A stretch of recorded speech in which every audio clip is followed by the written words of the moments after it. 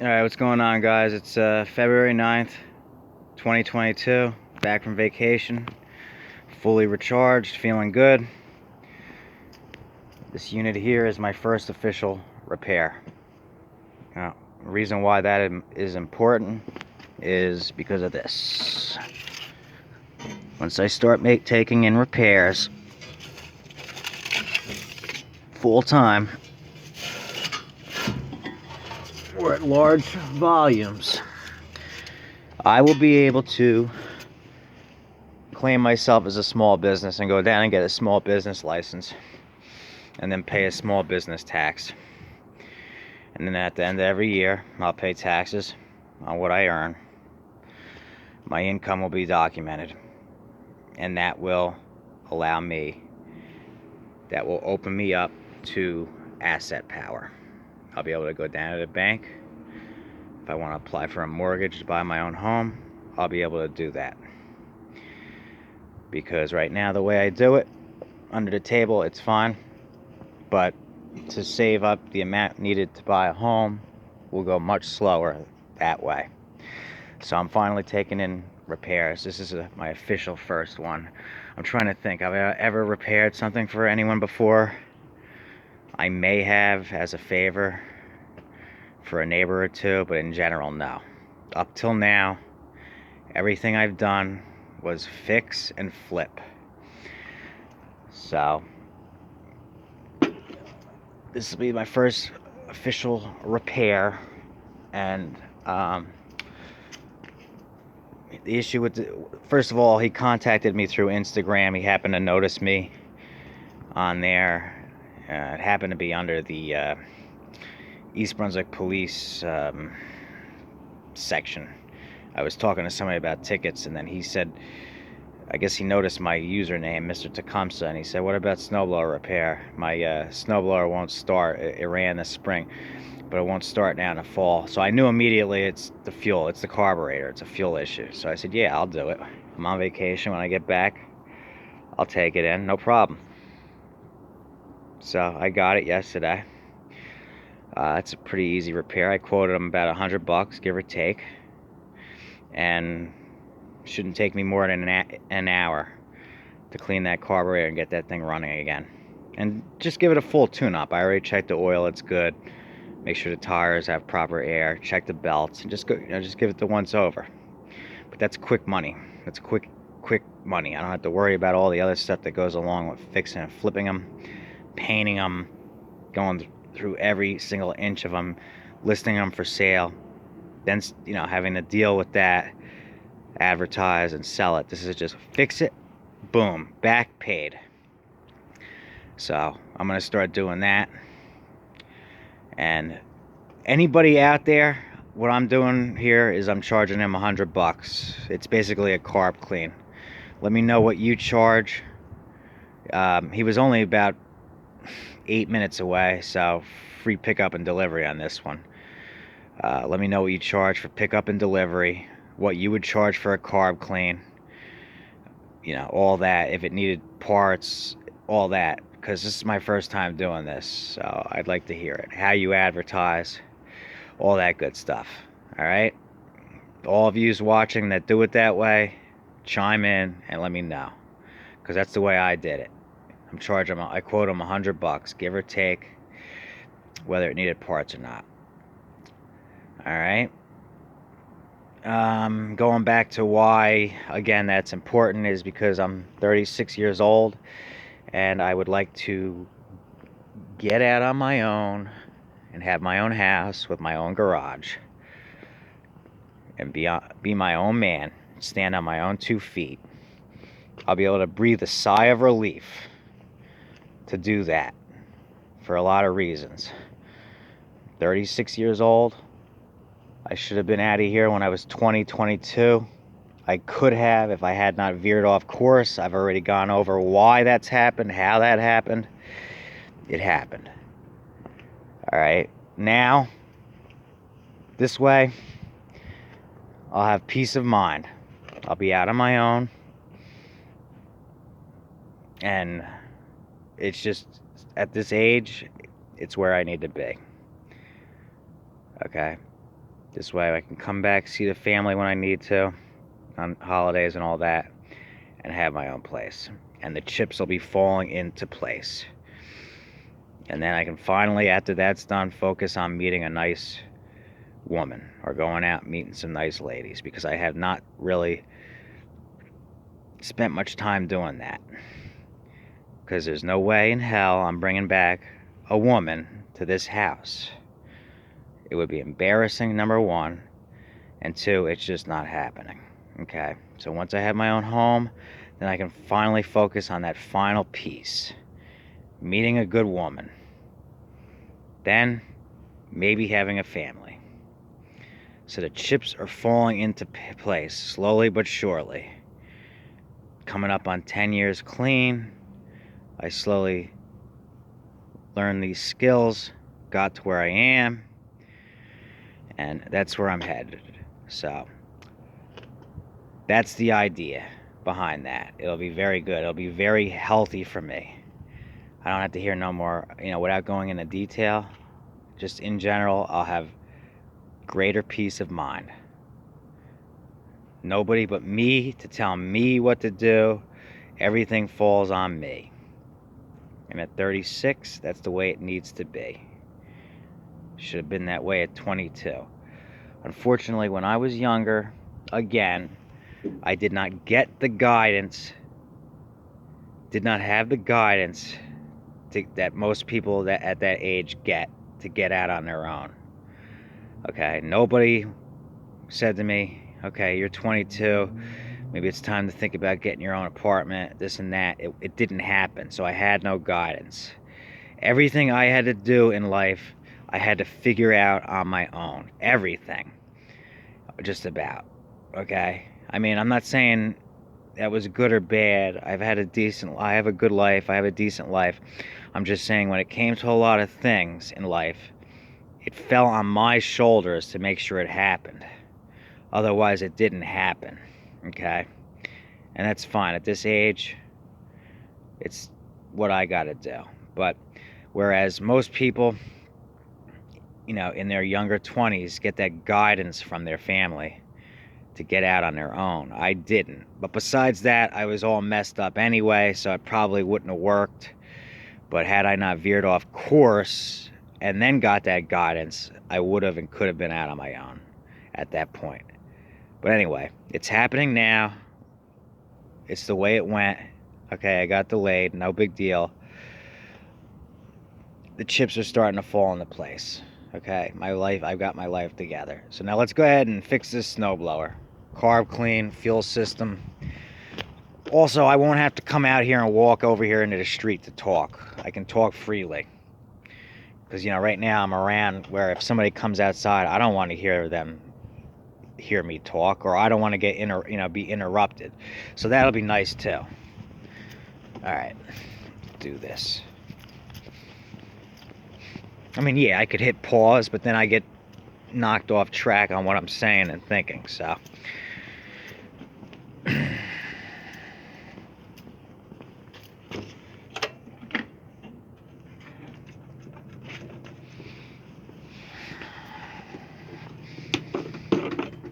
Tank's empty. I know he said it pissed out gas, so it's probably the needle and seat.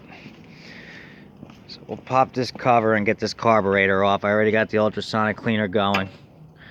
It'll probably go in there if I don't use regular carb clean.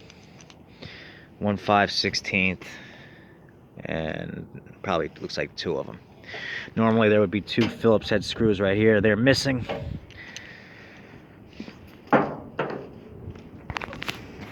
You pause, I'll get right back to you when I get that cover off.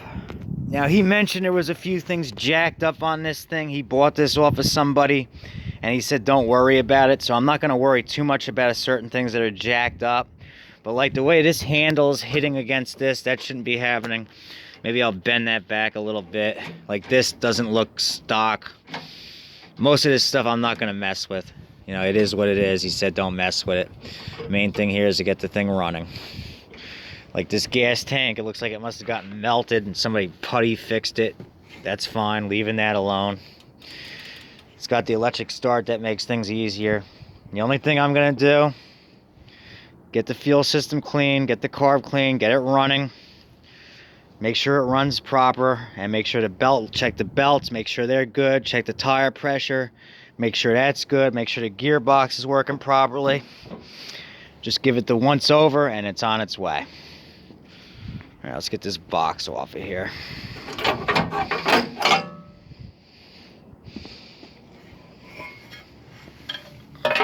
Somebody cut that wire for the key. It doesn't matter. This still kills it right here, but that's just, the key's useless.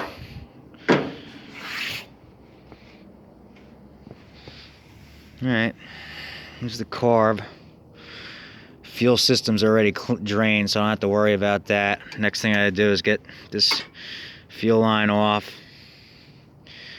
Probably take this front piece off, and then just pop the carb off from right here, and then go ahead and clean it. Alright, I got the fuel line off. It was a little rough. I cut the one end to make it a little better for that end there. Just gotta get these 2 bolts off now. It looks like there's already a new gasket here, so this carburetor was probably already cleaned once recently. Other news, that old 1964 Snowbird snowblower, I sold it for $350 on eBay. It's being shipped freight, which he's paying for $326 to Minnesota. So that's good news, because if it had not sold by the end of March, I was just going to tear it down for parts. So that's good.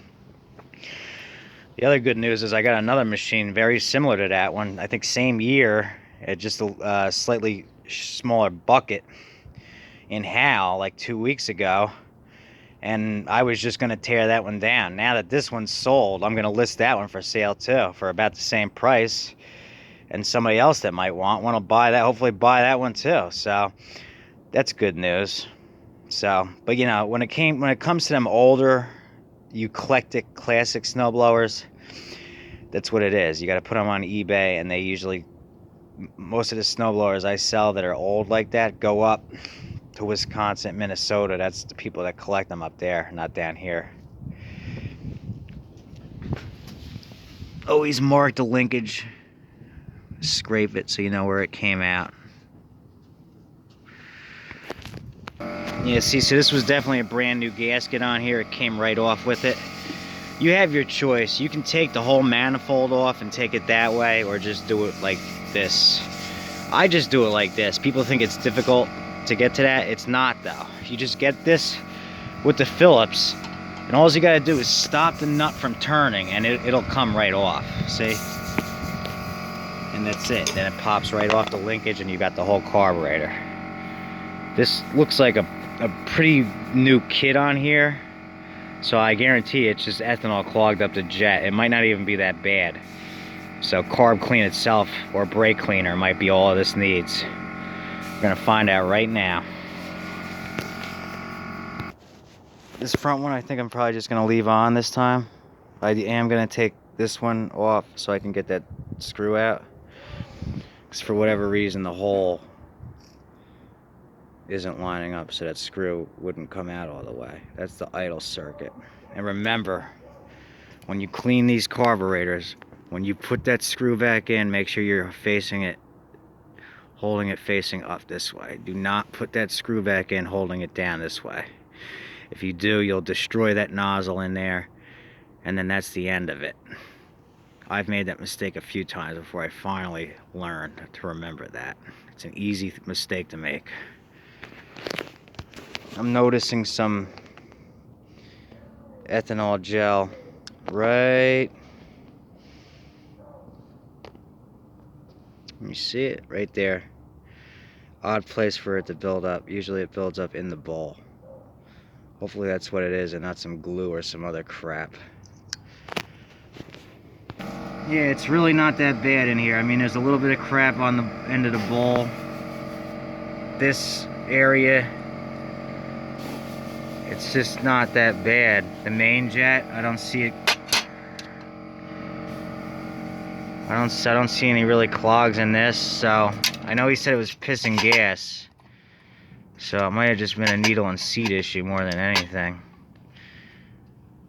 Yeah, I'm about to find out. Hopefully this carburetor is still good and doesn't need another carburetor. We'll see.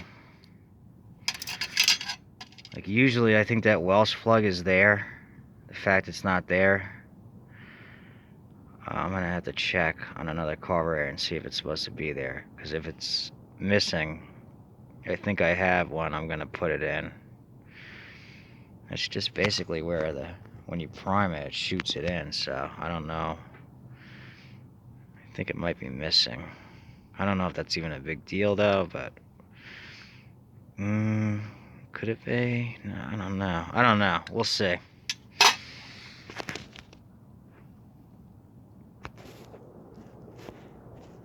This idle set screw was way too far out. It was like 3 turns. The idle set screw is only supposed to be out about 1 1/4 turn. The main is supposed to be out only about 1 1/2. So I'm not sure what's up with that either.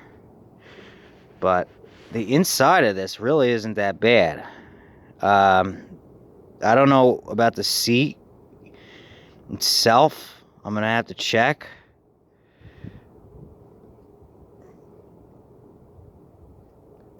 I hope they didn't put it in backwards, because I'm seeing a mark that usually you don't see on those. Because otherwise it might need a proper seat put in. But anyway, it's not that bad. So I'm going to go ahead and just give it a regular clean. Put it back together. Put gas in it. See what happens. And then once hopefully that's it. And then if it's still having problems, I'll see what's going on. But right now, I don't see anything that would have stopped this thing from really running, other than the fact that the adjustments were off pretty bad. And a little bit of crap build up there. I'm going to take this one off too. Make sure I get all the orifices. But this one's not that bad. So it's got me a little bit. I'm wondering if this carburetor is still good. If something went wrong with it, and that's really the problem. We'll see.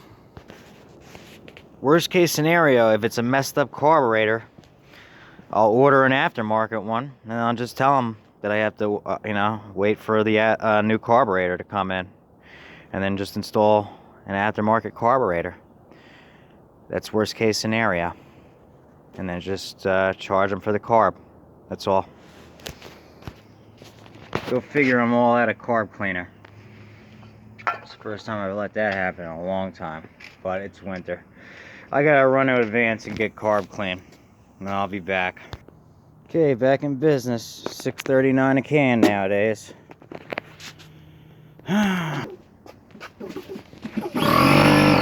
Just a little trick for newbies. You can take a Q-tip, put a little carb clean on the end of it, and then put it down the seat, and you can turn it, and you can clean the seat. If you put it in a drill bit, you could do it even faster. You can see the crap I got out of there. So hopefully that'll help the needle and seat seal better. See how the needle looks. Looks okay. So hopefully it'll seal. This may just be that it needs a seat. I do think it's missing a Welsh plug. I don't know if it matters. I'm going to go without it for now. If it floods, or if you go to prime it and it floods, I'll add a Welsh plug. Alright, judging by this float, it's the seat. Hopefully I have another one to replace it, because this thing's supposed to be level. See the way this thing's sitting up like that? I mean, I could probably bend the tab, but that ain't even gonna seal it. Look, if I blow on this, well, it is stopping it. And then if you pull up on it, like right now, see how nothing's getting through? Now, if I pull up on it a little bit, ready? Watch. I'll pull up on it. Nah, it's a seat. Seat's messed up. I gotta go see if I have an extra seat. Hopefully I do, because I think that's really the only issue with this carb. I mean, it was a tiny bit dirty, but really not enough to where it would have stopped it from running. Now this is coming down a little bit. But the problem was, even when I raised it, it still wasn't letting the fuel... hold on. Let me try again. Alright, I'm gonna try bending the tab down some to level the float out, and maybe that will work. Otherwise, I gotta change that seat. We'll see in a sec. All right, now the float's right where it should be. Nice and level. Let me see. No fuel going in. Fuel going in. All right, I think it'll work. All right, carb's ready to go back on. Presets are in. 1 1/2, 1 1/4. I'm gonna put the carb back on now. We're gonna hook it up. I'm gonna see how this thing runs. And if it floods or anything else. All right, carb is back on. It's all the way hooked back up. We're going to go ahead and add gas now. See what happens. See if it holds like it's supposed to. And then from there, we're gonna go ahead and try and start this thing. See what happens.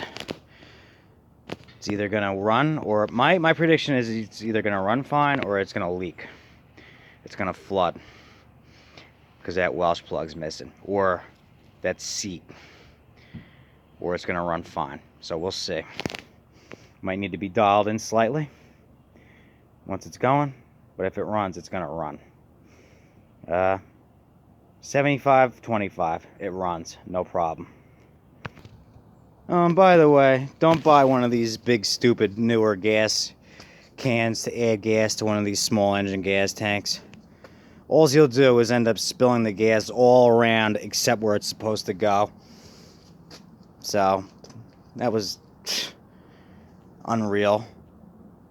It's good for a car, that's it. Gotta use the regular can, which means when that's empty, I gotta transfer it to that, or it's my other one, because that won't work. Because it's stupid. It's got that vapor lock thing. EPA, you know. They had to step in and mess that up too. Alright, gas is in. Let's see if it holds. Or if we end up getting a leak somewhere. At the moment, I'm not seeing it. Might as well put this kill wire back on while we're waiting. Now I'm going to prime it. And remember, I said it was missing that primer Welch plug, so let's see what happens. Yeah, it really only needs one prime without that Welch plug, because it brings up more fuel to the area quicker without that plug in the way. Yeah, that's 3 primes. It's unchoked, full throttle. Let's see what happens. So far, still no gas leaking. That's a good sign.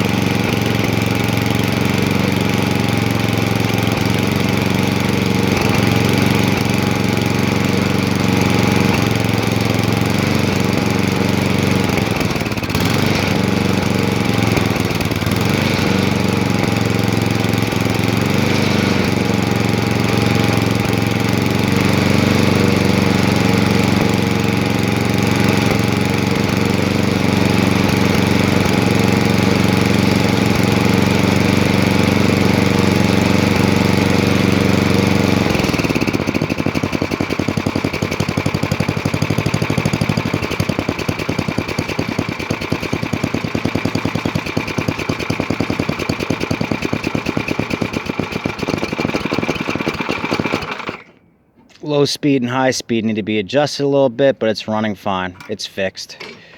Would that take an hour? I mean, I still have to look over a couple other things, but that's fixed.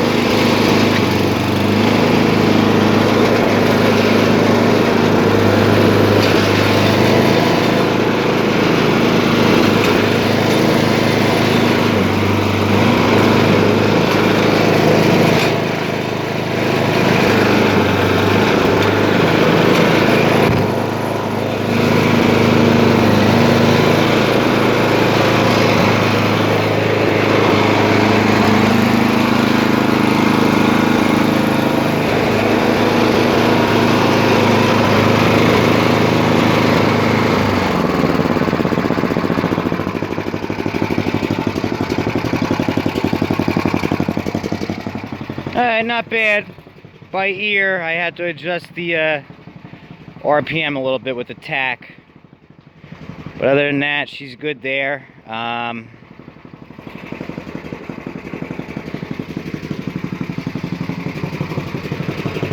And recoil rope is a little bit short, but it works. So I don't think I'm gonna mess with that.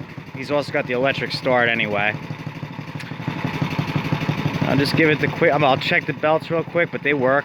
Air up the tires properly, and then she's good to go. So an hour or less, quick $100. It was worth it.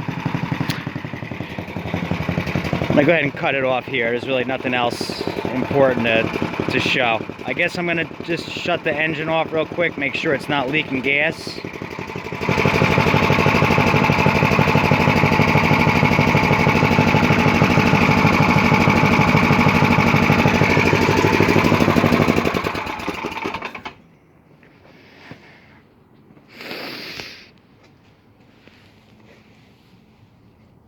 Pause it a second and I'll wait a minute and see if it leaks gas at all. As long as it doesn't leak gas, we're good to go.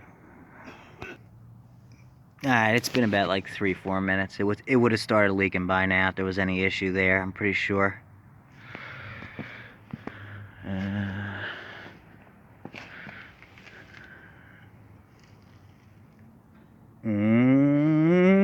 Give it a minute. It might start leaking. That would be the needle and seat if it does start leaking. Primarily that seat. There's two ways I can go about this now since it runs fine. Put a shut off on it and tell them to just shut the thing off when not in use. Or open it back up and put a new seat in it. I think I'm leaning towards just adding a shut off. It's not leaking yet, but I do see it up in the throat.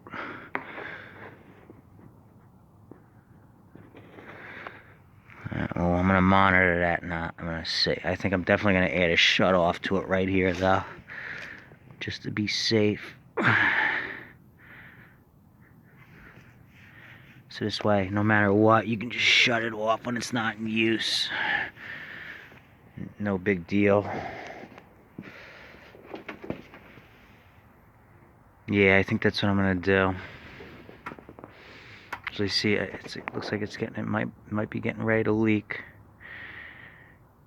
which would be the seat. I don't know. We'll see. I'm at 10 minutes. It still hasn't leaked out of that throat, so that may have just been where it stopped when I stopped running it. Either way, to be professional, I'm gonna go ahead and add a 90-degree shut off so that no matter what, he can run his system dry at the end of the season, so the gas is not sitting in the carburetor. And in the event that that thing does want to leak gas, when it's off, he can just shut it off, and then that stops that issue right in his tracks. So I'm gonna add it right here. I'm gonna snip this and add it, and then he'll be set. Done. That's on. Now you shut the gas off when not in use, and at the end of the season, run it dry. And if it were to start leaking here at the carb, he can just shut it off when it's not running. Like I say, I see it building up in the throat, but it still hasn't started to leak yet. So I don't know if it's just that's how high it got when I shut it off, or if it did let it get up that high and it is getting ready to leak out. If it does, he can just shut it off. So that fixes that issue. Other than that, runs perfect. So I'm gonna just go ahead and check the air in the tires, check the belts real quick, and then it's done. I'll call him tomorrow and tell him it's done. I don't want him to know I finished it that fast. This recoil, kind of feel like maybe fixing this for him. I might, because it's a little short and it's not swinging back as fast as it should. I mean, it's functioning, but it could be better, at least. But he does also have the electric, no matter what. So And then besides that, it's good. It worked. This part works. It drives.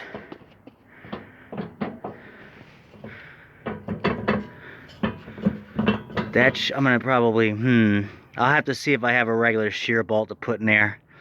If not, tell him that he should put a regular shear bolt in there if I don't have one, because that's not good. That will destroy the gearbox. See, I don't know. This is an MTD. I don't know if I have one of them types. I think that one is a shear bolt. I don't think that one's definitely not. So I might address that too. Although again, he said there was a few janky things on here not to worry about. The main reason for service was because it wasn't running. Runs perfect now. So it came in for what it needed. I'm just looking it over real quick, and then she's ready to go. So I'm gonna cut it off here.